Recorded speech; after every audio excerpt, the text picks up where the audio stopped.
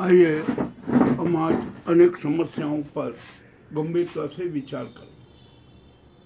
मैं 7-8 दिन से परिस्थितियों के कारण आपके सामने प्रस्तुत नहीं हो सका, उसके लिए क्षमा चाहता हूँ, क्षमा याचना करता हूँ।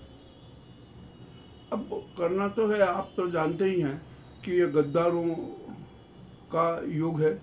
हर प्रकार की गद्दारों की सक्रियता रहती है और उसका खामियाजा हमें भुगतना पड़ता है। खैर, हमें कोई चिंता नहीं, कोई चाहे जितनी गद्दारी कर ले, सत्य परेशान हो सकता है, कहूँ पराजित नहीं। आइए आज हम एक बड़ी महत्वपूर्ण बात पर चर्चा करते हैं। अब तो ये नाजीवाद अपनी सारी सीमाएं लांघ चुका है। अब तो सुप्रीम कोर्ट को भी धोंस देने लगा। अरे आखिरकार ये हो क्या रहा है? आप हमारी न्याय व्यवस्था को ध्वस्त क्यों करना चाहते हो अपने सत्तावाद नाजीवाद के लिए? मैं यहाँ पर एक थोड़ा सा उदाहरण देना चाहता हूँ। रिजिजू ने सुप्रीम कोर्ट को एक संदेश दिया और दिया कि हम जो हमारी विधायिका के अधिकार है ना, उसमें आप हस्तक्षेप मत कीजिए।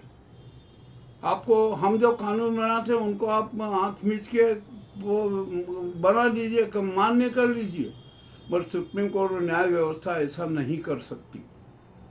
उसको तो जो आपने कानून बनाया है ना, उसको संविधान की मूल छूत अनुच्छेद और उसकी आत्मा के से संबंधित होना जरूरी है।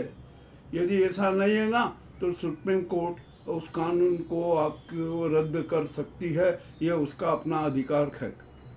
अब आप जब ये सारी बात सामने आई तो रिजिजू जी ने एक विचित्र बात कह दी कि यदि सुप्रीम कोर्ट ने इस प्रकार का हस्तक्षेप किया तो हम भी न्याय व्यवस्था में हस्तक्षेप करेंगे। इसे अरे भाई, आप कैसा हस्तक्षेप करोगे? यहाँ कॉलेज में प्रथा है। अभी सीजेआई खन्ना जो रिटायरमेंट ले लेंगे 13 तारीख को, उसमें आपने क्या क्या किया है, क्या क्या नहीं किया है, हमें सब कुछ पता है। हम ये भी जानते हैं कि आप क्या कर सकते हैं और क्या करेंगे। ये भी इस चीज़ का हमें संज्ञान है।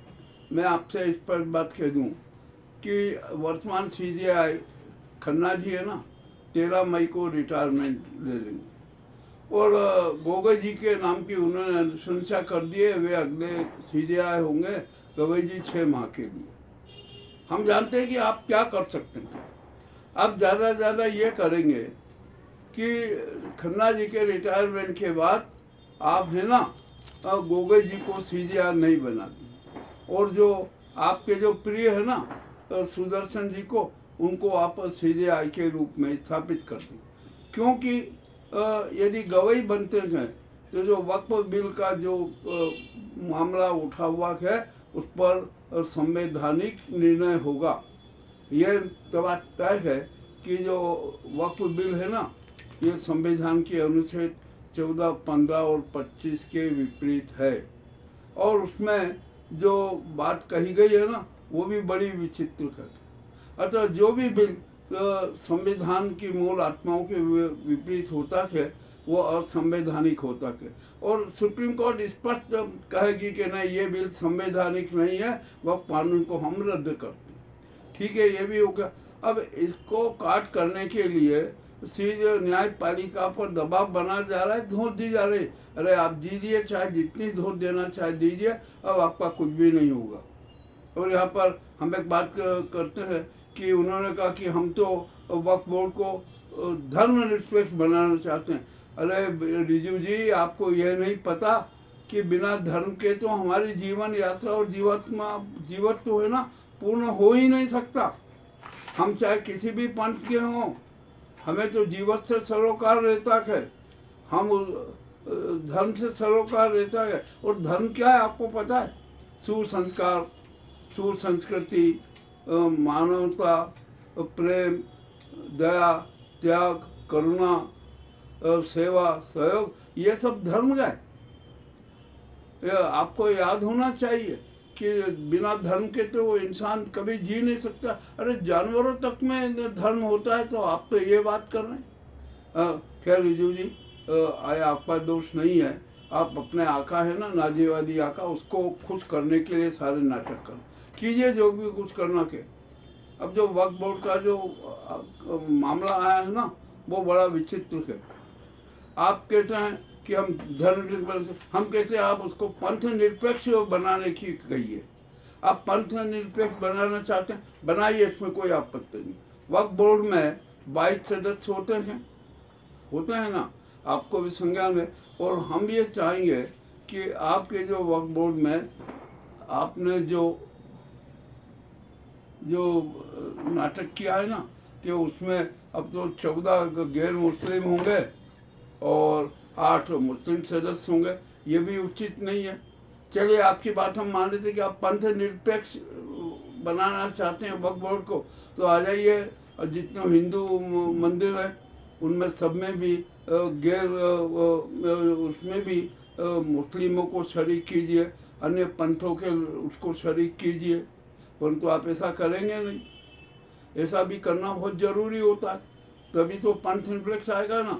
आज बुद्धिस्ट उसमें आपने कुछ ब्राह्मणों को जोड़ रखा है, तो आप भी, और हम जो हिंदू मंदिर है ना, आप इन सब में भी सभी पंथों के लोगों को आप सदस्य बनाइए, परंतु आप ऐसा कर नहीं सकेंगे।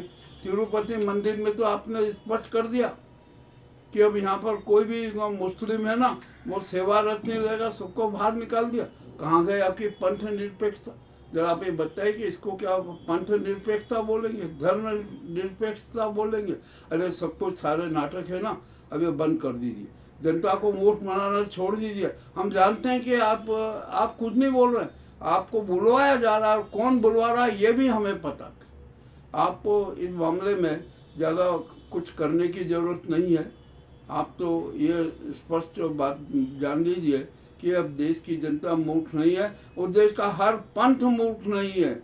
वो आपके नाजीवादी षड्यंत्रों के खिलाफ सड़कों पर उतरेगा। आप कर दीजिए सिख पंथ में, गुरुद्वारों में, अकाली दल कमेटी में कि गैर हिंदू भी रहेंगे, कीजिए, आप लाइए। आप बुद्ध धर्म जैसा आपने कर दिया, हिंदू मंदिरों में भी लाइए कि इसमें हर पंथ के जो लोग होंगे, परंतु आप ऐसा नहीं करेंगे। आपको तो सिर्फ वक्फ बोर्ड में ही करना है, और आपका जो लक्ष्य है ना, हिडन लक्ष्य, इस देश में अशांति फैलाना, अशांति फैलती रहे, ये भी हम जानते हैं, ये आपका लक्ष्य। और आपकी जो नाजी सरकार है ना, आपके जो आका है ना, वे इस देश में हिंसक गृह युद्ध की स्थिति बनाना चाहते हैं। उसका ट्रेलर हम देख चुके हैं, और अब उसके जो कुछ एपिसोड भी सामने आया, और सबसे बड़ा एपिसोड आया मुर्शिदाबाद में हिंसा हो रही है। कौन हिंसा फैला रहा है, जरा इसकी भी तो जांच कीजिए। आखिरकार ये किसने किया, आप ये हमें बताइए। मुर्शिदाबाद में भारी लोग आकर उत्पात मचा रहे हैं। सरकार ने जो कहते हैं कि कुछ, ममता ने बोला कि कुछ बांग्लादेश से आ गए। अरे तो ये आ कैसे गए बांग्लादेश से हमारे देश में? जरा इसकी भी जांच कर लीजिए। हर प्रकार का उपेक्षा हो रही है, ये हो रहा है। तो रिजू जी, अब आप एक काम कीजिए, सुप्रीम कोर्ट को धूप देना बंद कर दीजिए, आपके कुछ भी नहीं चलेगी। और यदि ओवर रूल करके आपने CJI जो सुदर्शन को स्थापित किया, वो भी अच्छी बात नहीं होगी। जस्टिस 13 मई के बाद 14 मई को न्यायमूर्ति गवई भारत के CJI होंगे, और यदि आपने इसके साथ छेड़छाड़ की ना, तो ये भी एक बहुत बड़ा अपराध होगा, जैसा कि ये नाजी सरकार और नाजी गैंग कर चुकी है। अब ये जनता बिल्कुल पसंद नहीं करेगी। आप सुप्रीम कोर्ट पर और न्याय व्यवस्था पर हमले बंद कर दीजिए, ये हमारा आपसे अनुरोध है। ये देश की 147 करोड़ जनता का अनुरोध है।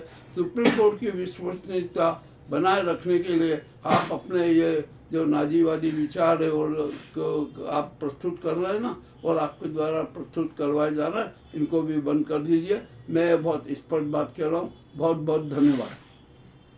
अरे यार।